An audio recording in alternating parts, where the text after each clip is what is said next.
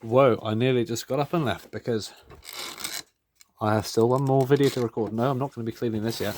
Instead, there is a clock which I am quite interested in. And here it is. Gilbert. Right, this is the Gilbert made in Great Britain. It is a Smith's based clock. It appears to have a Smith's case with a Smith's movement in it. But what's odd is the bezel, hands, dial, button, and winders, which I think the winders are just from something else, to be honest. And the paintwork. Pardon me. What's weird about this is it just feels different. My hands are very dirty from the John D. Francis has been working on, but usually when my hands are clean, I'm able to feel the paint just felt different. First of all, is the base made of brass? They actually put a brass base on this. That is very impressive. I don't know why they did that. Waste of brass, probably. Yeah. Why do you paint it if it's brass? It's just like, you know, may as well die cast it or make it out of steel or something. But no, they actually made a brass base. I'm so impressed. Yeah, it's brass base. Very cool. Okay, I'll remember that. Yeah, the paint feels smoother and thicker. It's got some more enamel-y. It's just a very nice paint job, and I don't know why this is different to Smith's usual paint jobs. It's lasted better as well. This is from 1953, or appears to be September 1953, 53.9, the date code on the back. And I'm doing some research. Well, my own research. I've been making the research. I have been the source of my own research here. Been researching these Smith's alarms, or rather, this Gilbert alarm. I have not written the date code on the bottom yet. That's because I haven't opened it up in a while. Let's just do that. And in a minute. This video is about what is so special about this, because it's a Gilbert alarm clock, right? Or is it a Smith's? It is it is technically a Gilbert alarm clock because it says Gilbert on it. However, it appears to be made by Smith's. I very much doubt that Gilbert made this. They probably put their name on it. They might. I don't even think they just supplied the dial, because Gilbert's American. Why would they make dials saying made in Great Britain? Maybe they supplied the hands and the button on the top. I don't know. Well, there's definitely something Smithsy about this, but there's also something that's not Smithsy about this. And the stuff that's not Smithsy is quite perplexing.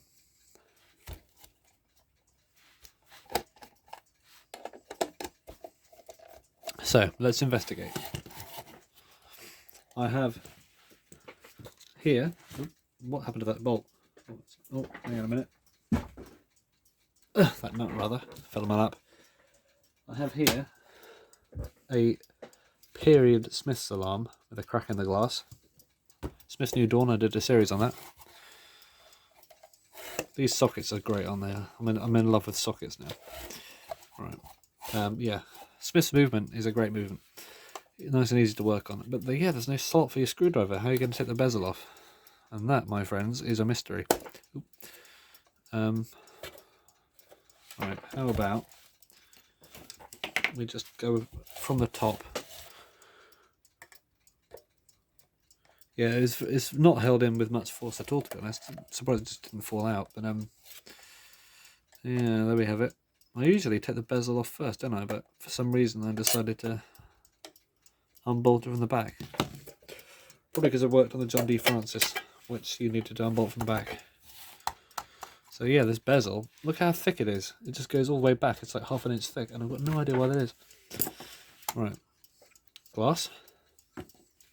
Hands, which are... I think these hands are British made. I think this is entirely British made. And I don't know what Gilbert has to do with it.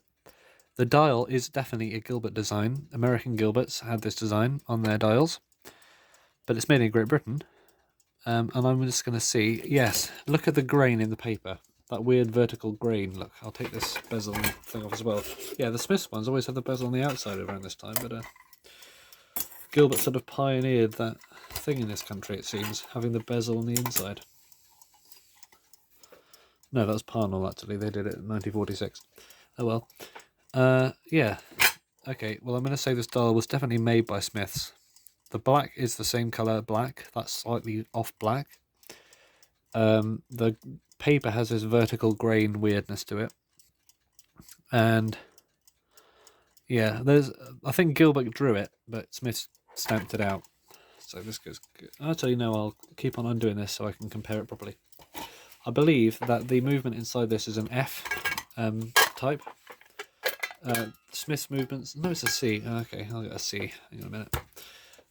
Yeah, Smith's movements have a letter denoting which variant of the movement they have in them. I'll put this bezel in here. How will that look? Ridiculous, probably. It doesn't even fit. That's odd, isn't it? It doesn't fit. Maybe there's something more Gilberty than I thought about this. If the bezel doesn't even fit inside this one, how does it fit inside the other one? These are different size? I'm confused. Are the arrows the same on the back? Yeah, they are. Maybe that was a C to F change. But yeah, this is 1953, this is 1954, I think. Yeah. So, yeah, the main ones I've seen are... I mean, I haven't owned every single Smith's alarm in the world, so there probably are ones in between it, which would make sense because the alphabet exists. The first ones I've seen are B, although I haven't got a very old Smith's alarm. They start... Well, not very old as in, like, old, but old as in, like, when Smiths did stuff. Then they started in 1944 or 1945. That would explain an A. Well, yeah... The reason I'm saying that is because apparently the factory opened in... that it was making stuff in 1945. It probably opened in 1944 to get ready for the end of the war, because the plan started in 1942. Although they wouldn't know the war was going to end, did they? I don't know. Yeah, lost my train of thought for a second. There we go. Yeah, the movements went under movement design went under a few changes. Here they're denoted by a letter. This says a C on it, 539C. So that's 539 the date, so 53 the year, 9 the month, September, and C is the design of the movement.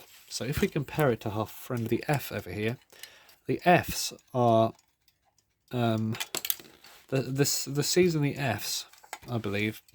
I don't know if they're about the D or the E. I haven't seen one of those. But the F is sort of a, I believe it's sort of a peculiar one, because the clocks that the F movement went into always have a bit weird feel about them. You can always tell an F clock from the outside. And the F, I think, was 54 to 55. And then it went on to H. Maybe there might have been a G in between. I don't know. I don't think I've seen a G. The ones I have seen are B, C, F, H, and J. And J was aluminium. Yeah, so here's an F. So in just less than a year between these two, they made some changes. The main change being the plate design. Can you notice a change in the plate design? There's subtle differences here and there.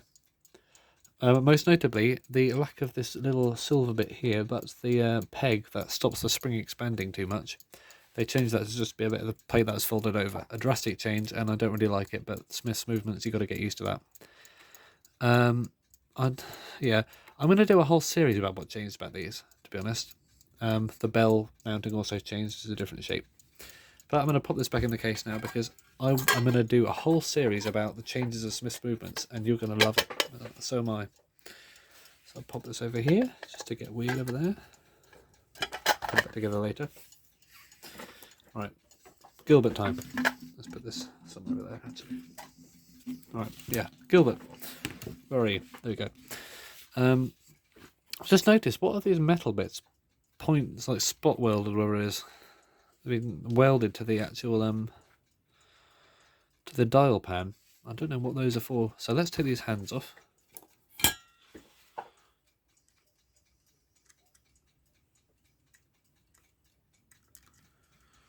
If you've got an actual device for removing hands, then by all means use that, but I'm just using my fingers for now. Ouch, that went under my nail. Yeah, Smiths never used this design of these designs of hands, except on clocks that were not Smiths.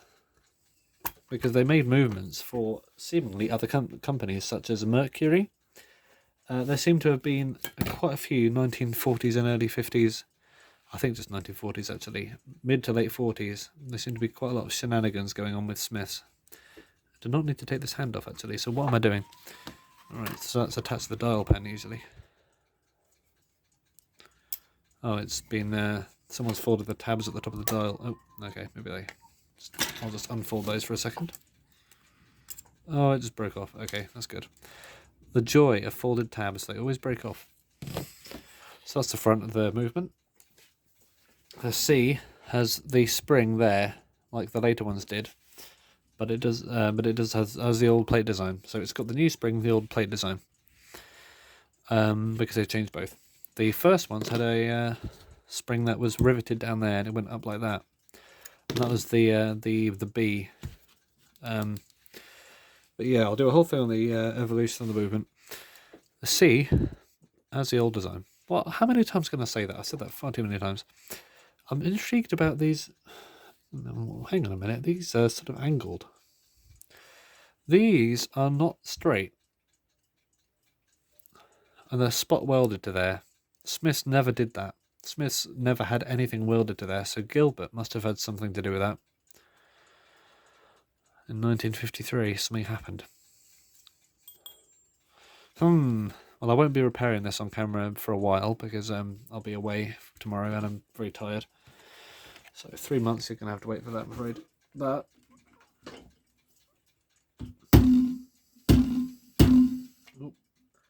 that's me hammering on something which also has a bottle on it. Right, I'm just going to flatten out that hand which I've bent. It's a little bit still bent. I'll be repairing this in the future, so I'll just fix it then. But yeah, paper dial. Back of the pan, there's nothing on it. It's not the pan, it's just back of the dial, isn't it? That's the pan.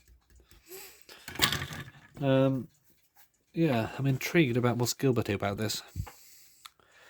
It looks like a Smith's movement, just with Gilbert stuff done to it, like this. Whatever these are for, probably for that massively thick bezel. It needs to sit inside it somehow, like that. I don't know, they hold it in better? What's this for? Yes. Hang on a minute. Well, because looking at the slantness of this, I wonder if I put this dial on here, because I've seen American alarm clock movements which were out of their cases and somehow the bezel and glass is still attached to them. So I wonder, is this how they did it? So if I do that, you see these little lugs in the sides of this? I wonder if those are supposed to interface with these bits on here. I think I've got it the wrong way up. Hang on a minute. Because there were two at the bottom and one on one side. Yeah, this looks quite promising actually. Hang on a minute. Be bizarre that it happened, but it's very interesting. So if I look at the edge of the bezel there, you can't really see it. Well, yeah, there you can. I'm just going to rotate it, and I think the why is it not going in properly? The glass, that's why. That glass, that pesky glass, that darn glass. Still not in properly. Oh, why glass did you have to do this to me now? Okay, I think we're there, not quite. Okay, the glass is being a pain. Right, there we have it. So yeah, I'm going to rotate this movement around, and you can see that it looks like the yeah, it looks like that. Oh, I went too far. Yeah, it looks like that is how the Americans, maybe Canadians as well, of Greg and his alarm clocks, put their clocks together. Yeah, if I rotate the movement around like that, now the bezel and glass is held onto the front of the movement because it's twisted in like that. Why would Gilbert, the American company, just come in here, take a Smith's alarm clock and just make it put together the American way? Why would that happen? Because this is not something that needs to happen with Smith's alarms. You don't need the bezel and glass to be attached to the front of the case for some reason. Why is that a thing? I don't know why they did that. because the bezel's usually press fitted on, and that holds the glass on. I very rarely see, well, it's not on properly. I very rarely see a Smith's alarm with the bezel off, as if it's fallen off. Maybe that happened when Gilbert did it, and they were a bit paranoid, so they said, oh, these Smiths guys need to learn a Gilbert thing to do. But we never did it after that. This is just a one-off thing for me. This is the second ever Smiths movement Gilbert alarm clock I've ever seen. Although, not the second ever British made one, because they seem to use different movements in their Gilbert clocks. I bet you that the Gilbert well time, which is something I'll go into in the future, which is a well time type clock with a Gilbert dial, but a 66 movement made in Great Britain. I bet they did the same thing to the bezels of those as well. But yeah, what an interesting thing. Why was there a need to have the bezel and glass and face attached to the front of the movement like that?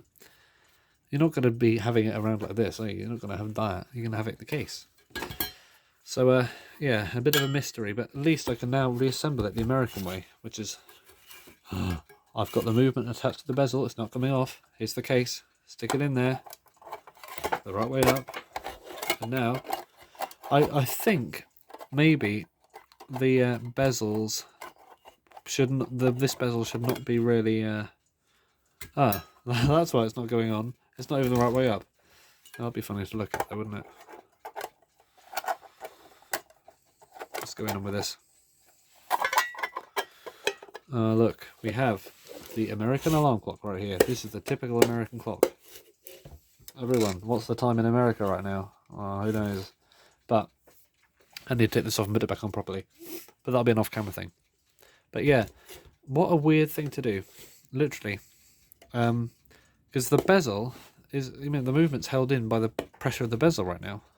So if the bezel was looser in the case, I'd understand it.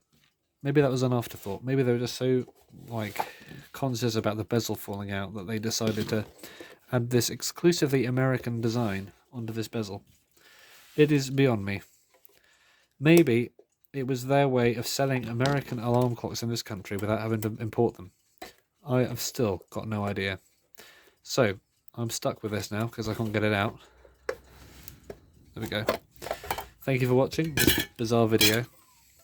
Let's take this bezel off by unscrewing it the wrong way. Yeah, what a bizarre idea. Probably because the tabs broke off the outside of the thing, that's why it rotated around.